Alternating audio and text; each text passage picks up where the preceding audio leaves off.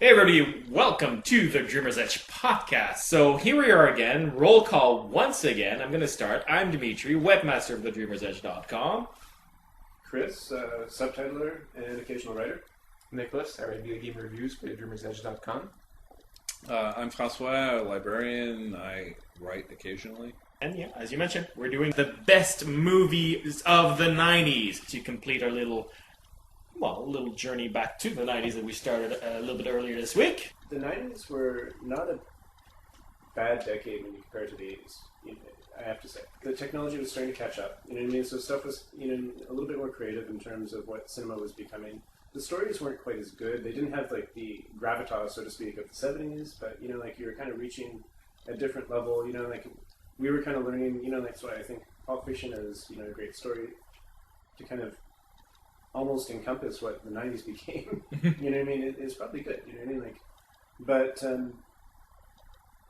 it really was, the kind of that decade where I started to learn how to read a movie in a way, you know what I mean? And it's just by virtue of my age, you know what I mean? But it's just it was also probably a good time to do it because it gave you the tools to understand the good stuff that came before and also the pacing in terms of the cuts to kind of have the patience for the stuff that came after, which I think a lot of people who are a little bit older than us sometimes don't have in terms of, just edit style and everything. Now, a couple of rules for those of you who may have forgotten. A, we have to have seen the movie, so don't bother writing us and say, you guys know I'm crack, this movie's better. If we haven't seen it, what you gonna do? Having said that, if you do think there's a movie that's better and you just want to share it, by all means, please do. Just don't say we're on crack. All right. And the second part is, it's all subjective. We think this is the best movie. Part of it is probably that it's more favorite than best. It all gets a little bit muddled in there. So again, don't send us angry letters. Or please do, actually. But if you do, understand that we're going to mock you. You might read them out loud. Yes. That's part of the wrap-up to this whole enterprise. All right, so let's go with Nick, actually. Opinionated. Well, in the 90s, I mostly watched action movies, and since the rule is it's only movies you've seen and haven't gone back to see a lot of movies, a lot of it's going to be action. Because you were a teenager back then, too. Yeah, exactly. And when I think action, okay, you have your normal shoot-em-ups and car driving. Driving? Really? That's all you car chases. Thank you. I mean, car chases. Sometimes they park. Yes. Parallel parking is tough, okay? There was one movie that actually just elevated the action to something that was just crazy I haven't seen before. Was Terminator 2, Judgment Day. I like the way you paused for the colon. They do blow up a bridge in that one. I mean, there were car chases before, but in this one you have an 18-wheeler that chases a scooter, and Arnold that tries to pass him with the Being bike. chased by a robot. Being chased by a robot. Two robots. He's being chased by two robots. One who must save, one who must kill. And the special effects were groundbreaking at the time, and Jeff Cameron did a great job on the whole direction thing. So yeah, that's a great movie for me. It's interesting. I consider Terminator 2 to be the second best James Cameron movie ever made. But I have to say, as far as action movies goes, it's hard to not mention. Terminator 2, absolutely. I was a bit of a teenager too at the time, and that whole scene where he invents a new way to pump a shotgun again, recharge it, that whole motion he does when he's on the bike. Everybody who's seen the movie will absolutely just know which scene I'm talking about because everybody goes, "Oh my god, that's so cool!" the first time they see it. And then they try and blow their heads off. Yeah. Don't try that at home, kids. Really don't. But yeah, it's kind of an interesting story. A kid and his robot. And I was choked up at the end. Seriously, the Iron Giant, give me a break. It's you can't kill him. But why? Schwarzenegger at the peak of his art, absolutely. It's art. It's art, yes, absolutely. To date myself, I guess, I think I was 15 when this one came out. Watch it. People on the internet are trying to get your birth date. Yeah.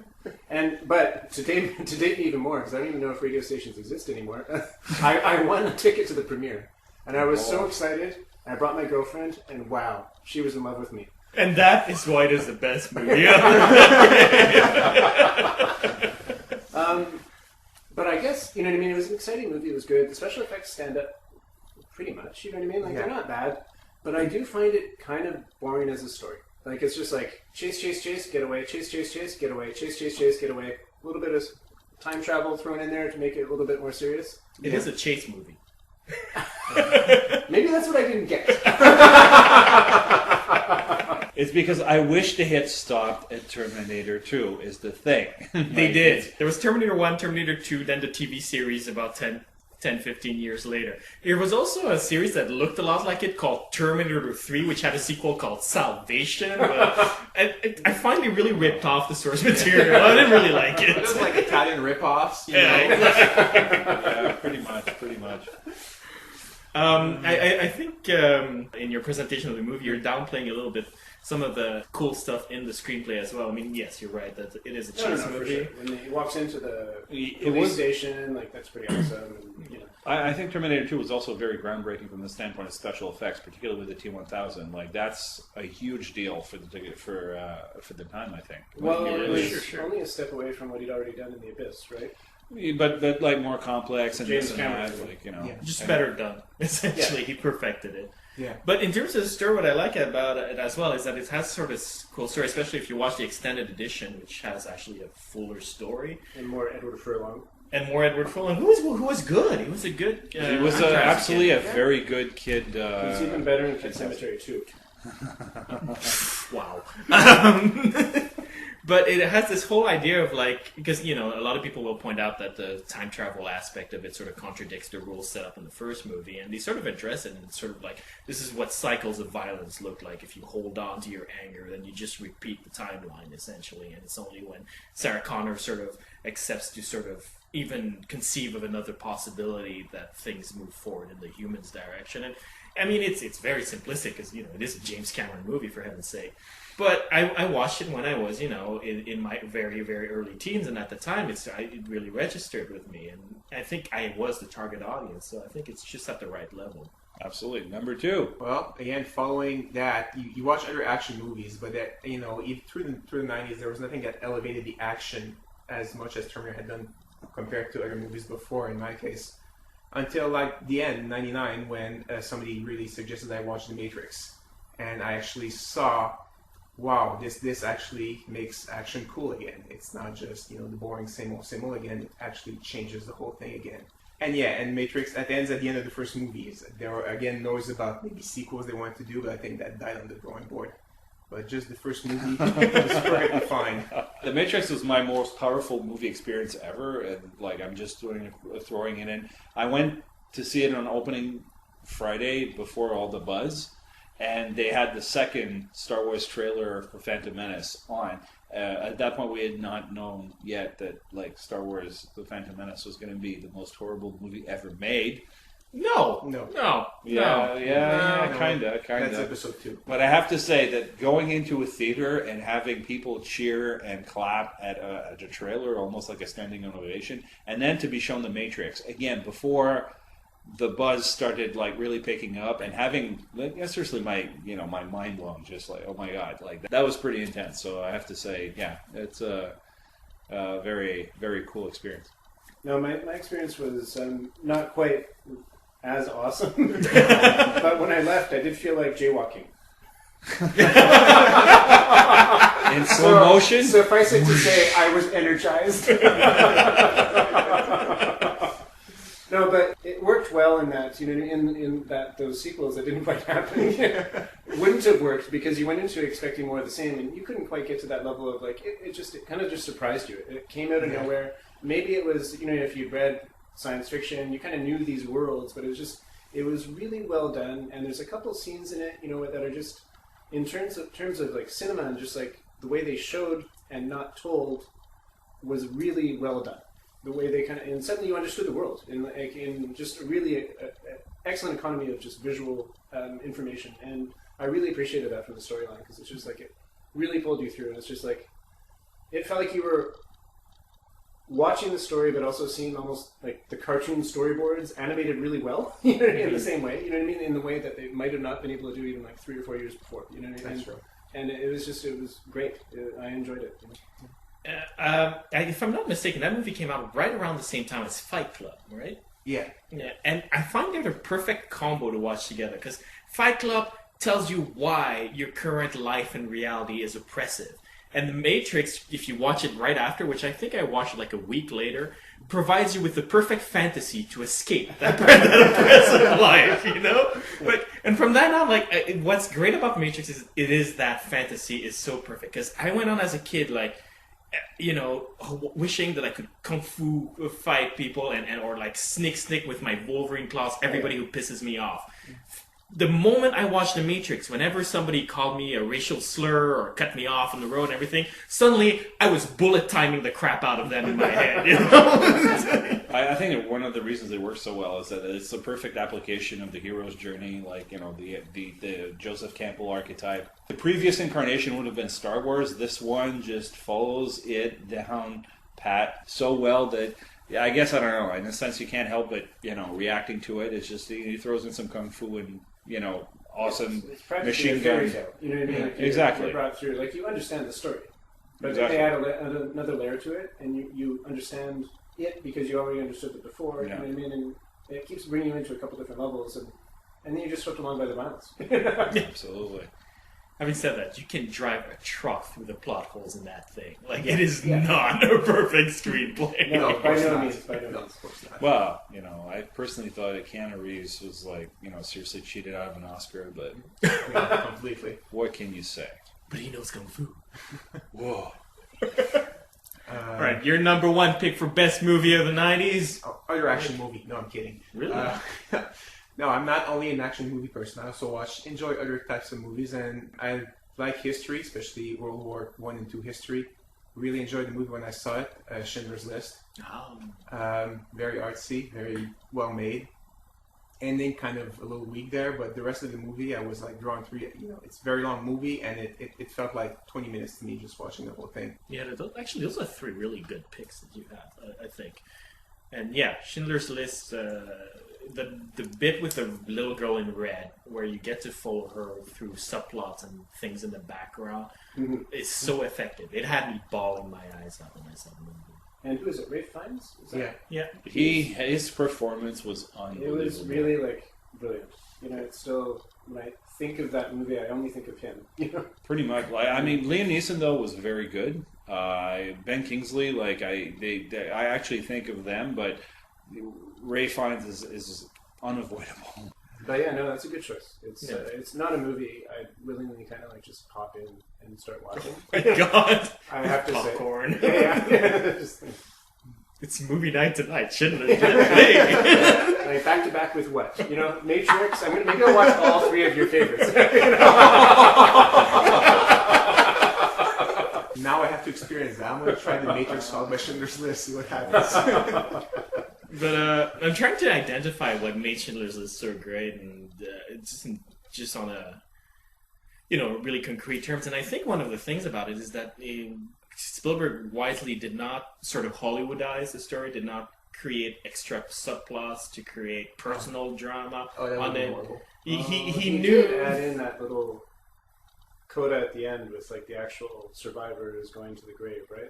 Yeah, And I and- wonder if that was necessary. You know? Yeah, the ending is, I think, the weakest part of Yeah. the movie, definitely. Yeah. Also, the bit where he sort of identifies what he's wearing and sort of calculates their worth. And I'm trying to stay vague for those people who haven't seen the movie, but that was It's a little bit about heavy-handed idea. Yeah. But having said that, it's sort of like he didn't add a love interest or, you know, like the sort of thing that you usually find in biopics or in Yeah, to give you historical that, movies. you know, now the movie's easy to watch. You know, Yeah. or, you know, Yeah. life is beautiful. Yeah. He kept the movie really difficult to watch and trusted that, you know, his filmmaking techniques and also just how compelling the historical The event story is yeah. Yeah. would keep you interested. He actually expected the audience to actually care about history, which I think And is he quite went into important. having done a fair amount of research. You know what I mean? Like he knew his stuff. You know what I mean? And he treated the material. I can only say faithfully. I don't know it. You know what I mean? But he didn't, like you said, he didn't over dramatize it. Like you're right. Like it was pretty damn dramatic. I would totally see Schindler, pursuing, a woman that doesn't like him while trying to save the Jews. That would have been just bad. Yeah, that would have been awful. Yeah. So Dimitri, what are your picks? Okay, my picks. I will start with something a little bit offbeat. And my number 3 pick for best movie in the 90s is the same logic as the idea of Pulp Fiction, for example, changing cinema. I'm picking Wes Craven's Scream from 1996, self-referential slasher movie at a time where instead of self-referentialism, it was self-parody that was killing the horror genre. And he sort of just revived the slasher back at it at a time where it was just drowning in sequels and made it fresh and exciting. And more than that, he made it mainstream, which the slasher genre was never before then. Yeah, the slasher genre was just something you kind of like rented and watched in a basement with a group of friends. Yeah. That's what I did. Yeah, pretty much. It was pitched at 15 to 16-year-olds, and then by the time they got older, they did not watch that stuff anymore. Yeah. And absolutely, it's interesting because very rarely are movies referred to almost by their opening scenes, and I think Scream, everybody just thinks Drew Barrymore, screaming and dropping the cell phone, and it made an impact the first time I saw it. Absolutely. Yeah, that scene I think is the best scene in the movie, which has full of really great scenes, but that one, and it's almost like a perfect little mini movie in itself. That opening scene, and it was sort of like almost like this is how you do suspense. This is how you do a thriller. Yeah, it's like all you directors out there, like, here's a little tutorial. Well, I think it really rates up there. Actually, it's really like Psycho, and and how Hitchcock did the unthinkable, which is to kill his leading lady halfway through the movie, which is something that had never been done. And to think that, okay, I'm going to cast Drew Barrymore as pretty much a big actress at the time. She was a producer of the movie on top of it. They basically, he kills her off in the opening 5 minutes. In retrospect, you think, holy crap, that hadn't been done before, really. So that was kind of an interesting thing, and certainly sets the tone for the rest of the movie. And I like the fact that it plays on this whole notion of the rules of a slasher movie, and then breaking those rules, and then, it's interesting. I actually saw the movie 3 times. Mm-hmm. I saw it at the Palace. If you remember Montreal Natives. Yes. There was a brief moment where you could watch movies there for $1.50. And, there was many classes that were skipped for many afternoons. I even saw Titanic there. The only reason probably because it cost me $1.50. But, whatever, $1.50. But I missed the opening scene twice because I was sneaking from another movie because I didn't even want to pay the $1.50. And it took the third time to finally say, no, I'm going to go see this movie now. And then I left after the opening because I'd find that good. So you're a bit of a completist. Yeah, I guess that's what it comes down to, the collector mentality. You mentioned the self-referentialism in there, and I find what's cool about Scream as well is that it's a little bit more clever than people give it credit for in terms of there's 2 satires going on. There's one satire that's the rules of the horror movie, and the second satire is more of a social satire because it was right around the time that the public policy groups like Concerned Mothers of America and all that were down on horror movies the way that they're down on video games right now, and sort of this is causing the evil in the world. And he just sort of took the piss out of that by just presenting you really think that kids are that susceptible and will follow horror movies to that level? Let's see what the world would look like if kids were that dumb, And the killers at the end, their speech is about the movies made me do it. It was peer pressure and all of that. It's so preposterous and so hilarious just from that level. Very true. And then Columbine happens. Columbine, yes, exactly. 2 sequels later, it happened. He was like, Number 2. My number 2 pick was actually going to be Terminator 2 Judgment Day, but we've already talked about it, so I'm going to just talk about another movie that was sort of my runner-ups, and I'm going to go with Aladdin, Disney's Aladdin. Interesting. Because that was right when...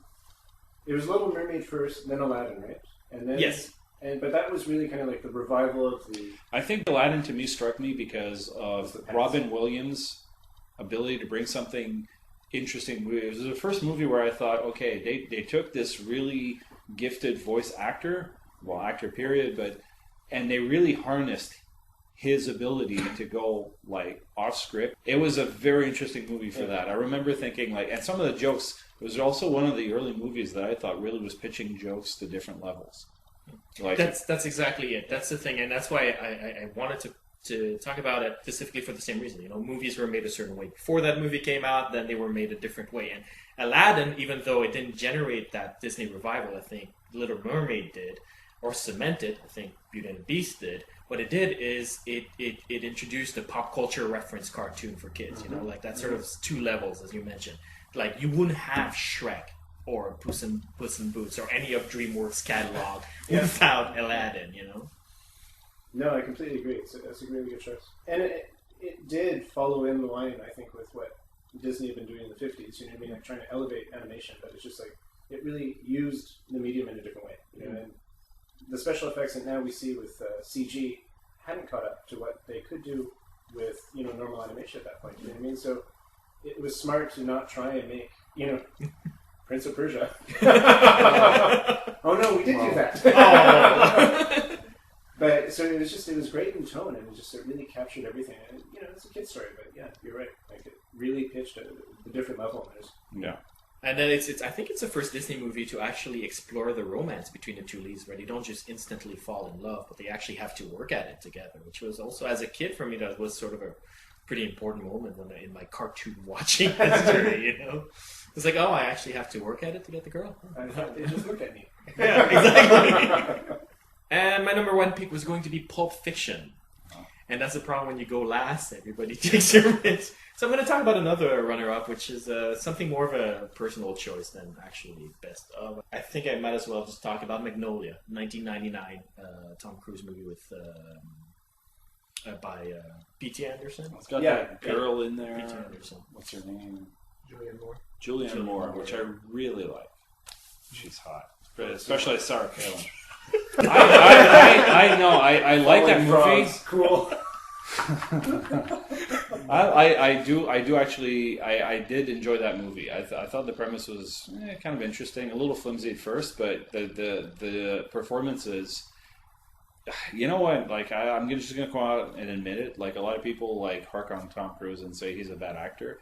Say what you want. He's really got a couple of really incredibly solid performances that really challenge this notion that he's like a lame actor, and Magnolia's has absolutely one of his best performances. He is really just awesome in that movie. He blew me away. Once again, you nail it. Because, again, I always talk about how, one day the movies are made one way and then the movies are made another way. Well, before I used to think Tom Cruise sucked. And then I saw this movie and I was like, hey, yeah, I might watch a Tom Cruise movie. Like, that was a turning point for me.